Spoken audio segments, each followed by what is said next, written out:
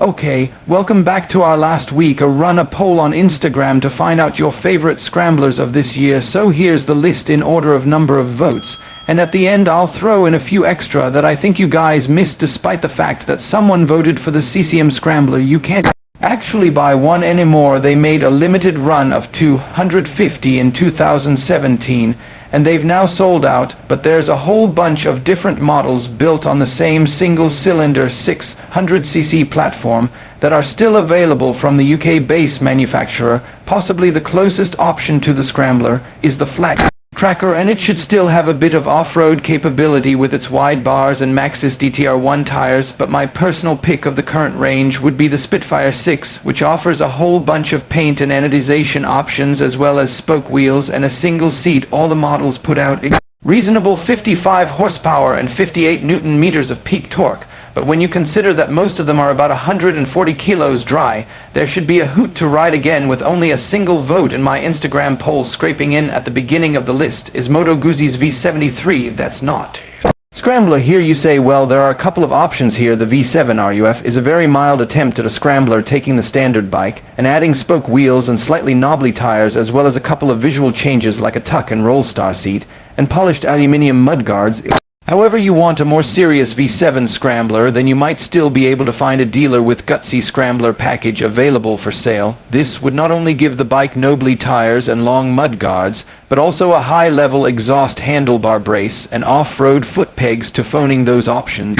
There are plenty of custom pots available for the V7, but motorcycles, for example, put together this rather nice build. I couldn't quite decide whether these are separate bikes or the same, but they got about 10% of the votes each, so I decided to combine them. The base model Scrambler Icon has had quite a few upgrades for 2019 with new features: cosmetic updated suspension, a hydraulic clutch and quarter in ABS. Have said in previous videos, and I'll say again, if I had to trade my street twin for another bike to get around London, the Scrambler would probably be it, but it's the Desert Slick that seems to a court people's eye. Not only is it a more butch-looking machine than the Icon, but there are a whole host of changes that give it more off-road credentials too, from the knobbly tires on spoke rims with a larger 19-inch front wheel to the longer travel suspension, bash guard, high mud guards and headlight mesh. The equipment ought to make for a capable bike, and in fact earlier this year I posted a video about Henry Crew, who completed a round the world trip on the desert sled. There's a link in the description if you'd like to see that video. Another bike updated for 2019 is Triumph Street Scrambler, which seems to have done enough to earn this bike second place in my poll. With about a quarter of the votes, Triumph gave both the Street Scrambler and the Street Twin an extra 10 horsepower at the top of the rev range for 2019, as well as better for internals and much needed improved brakes in the form of a Brembo 4-pot caliper at the front. I've documented my thoughts about the Street Twin quite extensively on my channel, so feel free to check out some of those videos in the description. But essentially it's the same bike with a slightly taller stance, spoke wheels and knobblies with a 19-inch front and a high-level exhaust. But one of my favorite features is the interchangeable pillion seat and rack, depending on whether you want to carry a human or some cargo. Okay, so no real surprises with the top of the list here. With almost half of the votes, it's the 1200 Scrambler from Triumph. Brand new for 2019, is like a jacked up, more powerful, better equipped, high-tech, high-power version of the Street Scrambler. I say it's no surprise because there's been so much hype around this bike this year, and it's easy to see why. It's a handsome machine, and the ride reports are generally positive about its capabilities both on and off-road, especially the high-aspect XC model on the trails. There's also a massive skew towards Triumph funds on my Instagram account, so don't see this as a scientific research piece about the state of the motorcycle industry.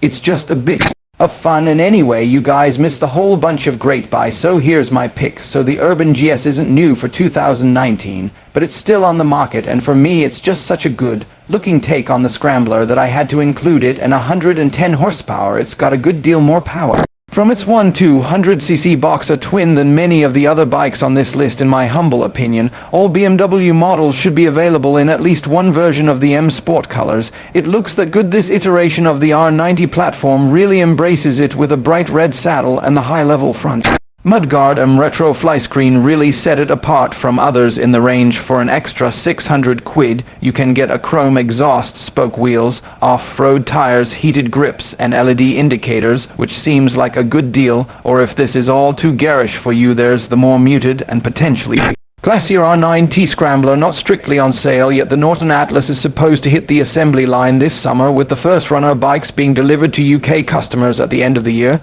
But international customers will have to wait till 2020 if they're interested in this distinctive British-made scrambler. The 650cc parallel twin is essentially half of Norton's V4 superbike motor, so the peak power of 84 horsepower comes in a rather revived 11,000 RPM. It should make for an entertaining ride when it hits the road. The recently released Indian FDR 1200 is quite hard to pin down. It kind of a sports bike, kind of a tracker. It can offer it a little bit, and you could do a little bit of like touring on it, I guess. But if you truly want a scrambler, but like the look of the Indian, how about the rally kit? You can probably guess what it comprises off by now. Spoke wheels, wider bars, different mud guards, grippy foot pegs, and a high-level exhaust, to name but a few. But if you include every single option in the rally kit, it's an extra $5,500 on top of an already premium price bike, so don't expect to see too many in your local parking bay. Can you really scramble without a high-level exhaust, or even without any exhaust at all? I tested the Zero DSR recently, and was super impressed with this off-road bias model from the best-known electric motorcycle manufacturer.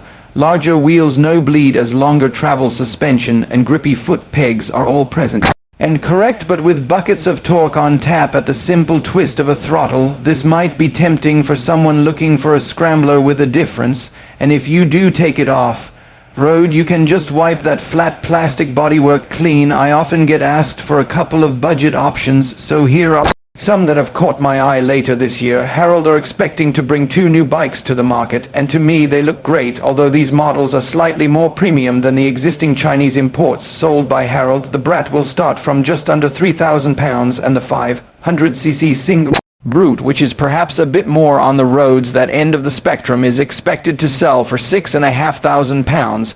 But when you consider that this model will be built from the ground up in Britain, the pricing looks decent when set against other similar builds like the CCM, and last but not least the Caballero, or Caballero. Who even is that, you ask? It's not a company I've heard much about either, but at the monthly car and bike night at Greenwich Market, local dealer Crazy Horse have had one on display regularly, and it really caught my eye. It's got all the styling cues you'd expect from a scrambler, but the red tank, yellow number board, and gold anodized upside down forks all really make it pop. For just under $5,000 you can get a 1 to 5, there's a 252, but for a smidge over $6,000 there's this 450cc single, which puts out about 40 horsepower and 40 newton meters of torque and weighs in at 145 kilos dry. The same motors are available in a tracker style model too. So there we go. That's my attempt at a comprehensive list of scramblers on the market this year, but I'm sure that there must be some I've missed. If there are any clangers, let me know in the comments